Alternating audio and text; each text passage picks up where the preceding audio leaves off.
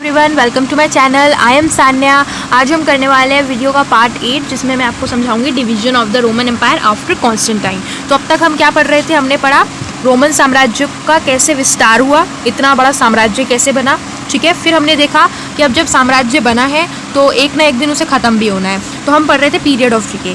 अब ये जो ख़त्म डाउनफॉल जो होगा साम्राज्य का, वो एक दिन का काम नहीं है। एक दिन में जो है कुछ भी डीके तो होगा नहीं, ये समय लगेगा कुछ, है ना। बनने में जैसे समय लगता है, ठीक उसी तरीके से बिगड़ने में भी समय लगता है। तो पीरियड ऑफ डिके वो समय जब जो खराब होना, मतलब रोमन एम्पायर का सर्वनाश होने का समय, धीरे धीरे करके सर्वनाश होगा ना। तो हमने पढ़ा एम्परर डायक्लेशियन के बारे में, जिन्होंने बहुत कोशिश करी एम्पायर को बचाने की, है ना। उन्होंने क्या कर दिया, दो भागों में बांट दिया रोमन एम्पायर को, एक eastern Roman part, eastern Roman empire और western Roman empire. Eastern Roman empire पे डायक्लेशियन रूल कर रहे थे, जो आगे जाके बहुत प्रॉस्परस हुआ, ठीक है, और बहुत स्ट्रॉन्ग भी। और वेस्टर्न पार्ट में कॉन्स्टेंटाइन रूल कर रहे थे। कॉन्स्टेंटाइन के बारे में हमने पढ़ा, एम्परर कॉन्स्टेंटाइन, जिनको किसका लालच हो गया था, उनको लालच हो गया था ना सत्ता का, ठीक है। उन्हें पूरा एरिया रूल करना था, तो उन्होंने पूरा एरिया रूल किया। अब जब ये जो कॉन्स्टेंटाइन है, इनका समय ख़त्म हुआ, ये चले गए, उसके बाद कौन आए वो हम देखेंगे। तो division of the Roman empire after Constantine, Constantine के बाद फिर रोमन एम्पायर का कैसे डिवीजन हुआ, कौन आए, क्या हुआ, वो सब हम पढ़ने वाले हैं। तो आइए शुरू करते हैं। Emperor Constantine rule the Roman empire from 306 till 337 CE which is equals to AD। मतलब जो एम्परर कॉन्स्टेंटाइन थे, जिनकी हम बात कर रहे थे, उन्होंने रोमन साम्राज्य में कब से कब तक रूल किया, ये यहाँ पे लिखा हुआ है। तो MCQ में पूछा जा सकता है कि एम्परर कॉन्स्टेंटाइन ने रोमन एम्पायर में कब से कब तक रूल किया। तो जैसे मैंने आपको बताया 306 से लेके 337 AD तक रूल किया। आफ्टर हिज डेथ, उनकी डेथ के बाद, the successors got involve in a fractured war murdering the successors in all the near relative in order to remove all competitors for the throne। अब देखो, इनके successor यानी कि emperor Constantine के successor को क्या था, राजा बनना था ना, लेकिन ऐसा कुछ भी नहीं हुआ। उनके सक्सेसर्स जो है, जितने भी उनके सक्सेसर्स थे ना, मतलब इनके परिवार के लोग, कॉन्स्टेंटाइन के परिवार के लोग जो राजा बन सकते थे, उन सबको क्या कर दिया गया, मर्डर कर दिया गया उनका, ठीक है, ताकि कोई राजगद्दी पे बैठ ही ना पाए, ठीक है, किसी और को मिल जाए वो राजगद्दी। लेकिन एक रिलेटिव जो था, उनमें से एक रिलेटिव जो उनके कजन थे, वो बच गए थे, ठीक है। वन रिलेटिव कजन जूलियन, क्या नाम है कजन का, Julian, however was spared and in 361 CE become emperor. मतलब ये जो है बच के निकल पाए, जूलियन जो थे, कजन थे किसके, कॉन्स्टेंटाइन के, वो किसी तरीके से बच गए उन लोगों से, और आगे जाके 361 AD में वो क्या बन गए, एम्परर बन गए। This was Julian.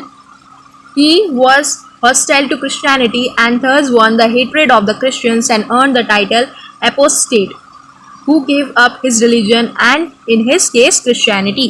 तो अब ये जो जूलियन थे, इन्होंने अपना जो क्रिश्चियनिटी धर्म था, इसे इन्होंने क्या किया, छोड़ दिया, ठीक है। मतलब वो क्या बन गए, बोले तो नास्तिक बन गए। उन्होंने अपना क्रिश्चियनिटी जो धर्म था उसको छोड़ दिया, त्याग दिया। तो इस वजह से जो क्रिश्चियन लोग थे, उनसे उन्हें हेट्रेड मिली, मतलब लोग उन्हें पसंद नहीं करने लगे। क्यों? क्योंकि उन्होंने क्रिश्चियन धर्म को छोड़ दिया, ठीक है। तो उनको टाइटल मिलता है, किसको, जूलियन को। जूलियन को टाइटल मिलता है एपोस्टेट का, जूलियन को टाइटल मिलता है एपोस्टेट का। MCQ में पूछा जा सकता है कि किसको टाइटल मिला था, एपोस्टेट का, या फिर जूलियन को क्या टाइटल मिला था। तो आप लिखेंगे एपोस्टेट। एपोस्टेट का मतलब होता है जो अपना रिलीजन को क्या कर दे, गिव अप कर दे, छोड़ दे। और इस केस में हम एपोस्टेट, ये जो केस है इसमें देखें, जूलियन के केस में तो उन्होंने अपना क्रिश्चियनिटी धर्म क्या कर दिया, छोड़ दिया, ठीक है। तो वो कौन हुए, एपोस्टेट, ठीक है। तो इस वजह से जो लोग थे, क्रिश्चियंस लोग थे, उन्हें उनसे हेट्रेड, लोग उन्हें पसंद नहीं करने लगे थे, ठीक है।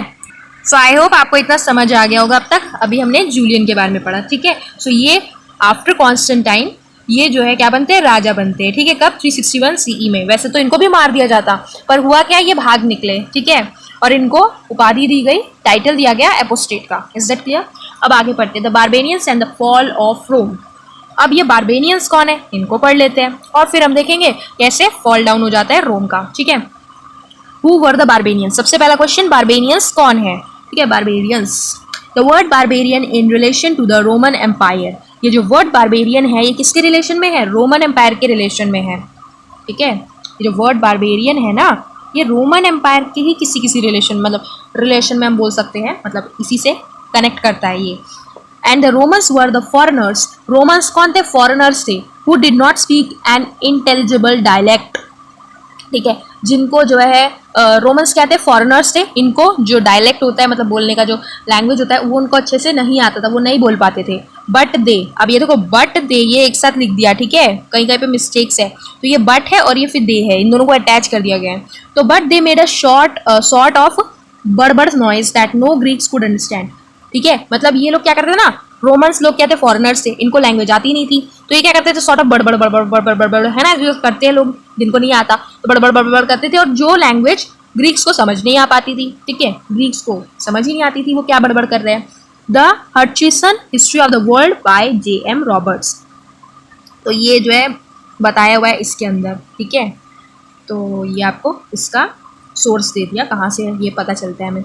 However, it was customary to dub the Goths, Vandals, Franks, etc. as barbarians, although they were known to the Romans long before the conquest of the Roman Empire. अब हम देखें तो ये जो गॉथ्स है, वैंडल्स है, फ्रैंक्स है, ये सब बारबेनियंस है, ठीक है, ये रोमन्स को जानते हैं और ये रोमन्स इनको जानते हैं, ठीक है, जब रोमन एम्पायर ने कॉन्केस्ट किया था ना उससे बहुत पहले से ये इनको जानते, ठीक है, long before the conquest of Roman empire, ठीक है। तो ये हो गया आपके बारबेरियंस, ठीक है। एंड ऑफ वेस्टर्न एम्पायर, अब हमने देखा था वेस्टर्न एम्पायर में कौन रूल कर रहा था, वेस्टर्न एम्पायर में रूल कर रहे थे कॉन्स्टेंटाइन, है ना। तो देखो end of western empire, in fact it was the barbarian inroad that brought an end to west Roman empire. अगर हम बोले कि ये जो वेस्टर्न एम्पायर है, वेस्टर्न रोमन एम्पायर है, ये किसकी वजह से फॉल डाउन हुआ, सो हम बोल सकते हैं कि हाँ भाई बारबेरियंस के आने पर। Thus the once glorious Roman Empire virtually got divided into two parts.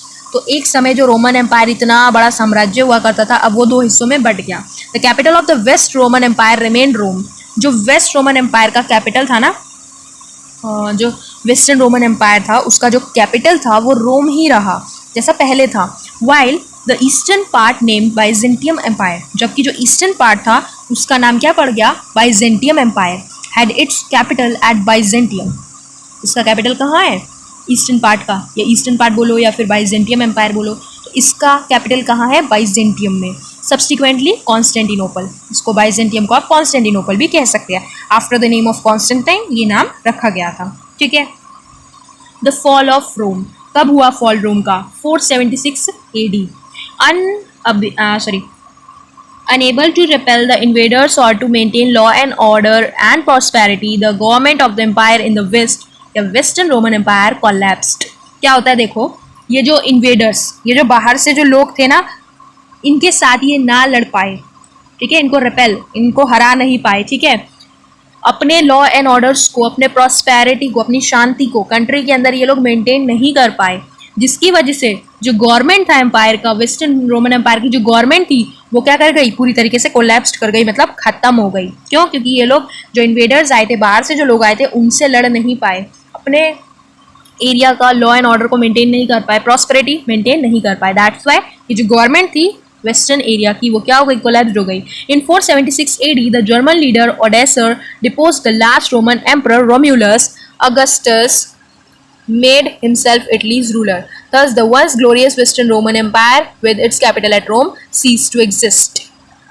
So देखो जो हमारे लास्ट रूलर थे ना, कहाँ के, रोम्यूलस अगस्टस, MCQ में पूछा जा सकता है कि रोमन एम्पायर के लास्ट रूलर कौन थे, तो रोमन एम्परर जो थे लास्ट वो थे रोम्यूलस अगस्टस, ठीक है।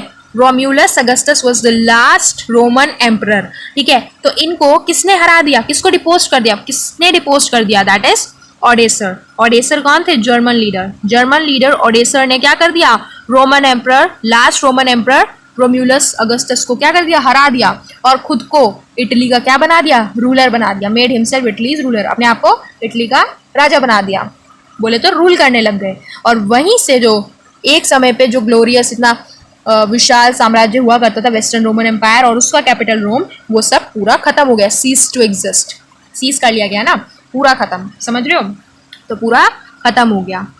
अब देखो एम्परर जस्टिनियन ऑफ बाइजेंटियम, इसको पढ़ते हैं अब, ठीक है। The western Roman empire decayed due to the barbarian invasion in 476 AD।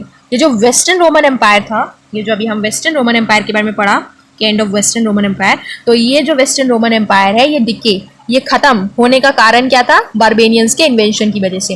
बारबेनियन का इन्वेंशन कब हुआ? 476 एडी में। तो उनकी वजह से जो वेस्टर्न रोमन एम्पायर था वो पूरा खत्म हो गया। But the eastern Roman empire जिसको बाइजेंटियम एम्पायर भी कहा जाता है, प्रिजर्व्ड इट्स एग्जिस्टेंस। इसने अपना जो एग्जिस्टेंस था वो प्रिजर्व करके संभाल के रखा हुआ था। ठीक है, जो पूरा एम्पायर था हमने पढ़ा था द रोमन एम्पायर, विशाल साम्राज्य जो रोमन एम्पायर का था वो दो भागों में बट गया था, जो कि डायक्लोशियन ने बांट दिया था, है ना, हमें पता है। Eastern Roman empire, western Roman empire. अब जो वेस्टर्न रोमन एम्पायर था वो तो खत्म हो गया, पूरा कोलैप्स कर गया। किसके आने पर? बारबेरियंस के आने पर। हमने पढ़ा था ना जो वेस्टर्न पार्ट है वो इतना ज्यादा स्ट्रॉन्ग नहीं था as compare to eastern part. तो अभी भी ईस्टर्न पार्ट तो बचा हुआ है ना, तो उसके बारे में हम पढ़ते हैं। तो क्या लिखा हुआ है यहाँ पे? ये जो ईस्टर्न रोमन एम्पायर था वो अभी भी एग्जिस्ट करता है अपना, उसने प्रिजर्व किया हुआ है। जो ईस्टर्न रोमन एम्पायर है उसको बाइजेंटियम एम्पायर भी कहा जाता है। एमसीक्यू में पूछा जा सकता है कि बाइजेंटियम एम्पायर किसे कहा जाता है, या ईस्टर्न रोमन एम्पायर को और किस नाम से जाना जाता है? तो दैट इज बाइजेंटियम एम्पायर। तो ये अभी भी बचा हुआ था, वो खत्म हो गया, कौन सा? वेस्टर्न पार्ट, लेकिन अभी भी ईस्टर्न पार्ट बचा हुआ था। The Byzantium empire consisting of the prosperous regions of Egypt, Syria, Balkan and Asia Minor could last for another 1000 years। मतलब कि अभी खत्म तो ये वाला भी पार्ट होगा, ये वाला पोर्शन भी खत्म हो जाएगा, बट कुछ दिनों के मतलब कुछ सालों के लिए, 1000 years, है ना, कुछ सालों के लिए जो है ये अपने लास्ट रहा, मतलब बचा रहा। ठीक है, बाइजेंटियम एम्पायर में कौन कौन से एरियाज, कौन कौन से रीजन्स आ जाएंगे बोले तो इजिप्ट आएगा, साइरिया आएगा, बाल्कन आएगा और थोड़ा एशिया का हिस्सा आ जाएगा। ठीक है, एम्परर जस्टिनियन, इनका हमें दिया हुआ है ये time period 527 to 565 AD, success in reuniting the two parts of east and west under one rule. तो एम्परर जस्टिनियन ने क्या कर दिया? फिर से रीयूनाइट कर दिया ईस्ट और वेस्ट पार्ट को एक रूल में, मतलब एक ही रूल में उन्होंने ईस्ट पार्ट और वेस्टर्न पार्ट को क्या कर दिया? एक साथ लाने की कोशिश करी और वो सक्सेस भी रही इस चीज में। He also reform the administration of the empire. उन्होंने एडमिनिस्ट्रेशन, एम्पायर के एडमिनिस्ट्रेशन में भी रिफॉर्म्स लाए बहुत सारे अलग अलग, and did away with much of the corruption and inefficiency that had become prevalent. और जितना भी करप्शन हुआ करता था या इनएफिशिएंसी देखने को मिलती थी कामकाजों में, तो उसको भी बहुत अच्छे से सुधार वो लाए इन कामों में भी। The most lasting contributions of Justinian were made in the fields of art and law। Justinian का और क्या कंट्रीब्यूशन है जो बहुत समय तक रहा? Most lasting contribution that in the fields of art and law. ठीक है, internally trade and commerce flourish under Justinian. और जस्टिनियन के टाइम पीरियड में जो ट्रेड था और कॉमर्स था वो फ्लरिश हो रहा था। ठीक है, बहुत ज़्यादा अच्छा खासा हो रहा था। ठीक है, सो फ्रेंड्स अब हम नेक्स्ट वीडियो में contact of the Romans with the subcontinental empires, its implications पढ़ेंगे। ठीक है, आज के लिए बस इतना ही। अगर आपने मेरे चैनल को सब्सक्राइब नहीं किया तो प्लीज़ सब्सक्राइब कर देना, लोगों अपने दोस्तों के साथ शेयर कर देना एंड लाइक कर देना एंड कमेंट करके बताना वीडियो कैसी लगे। एंड तब तक के लिए till then take care and bye bye.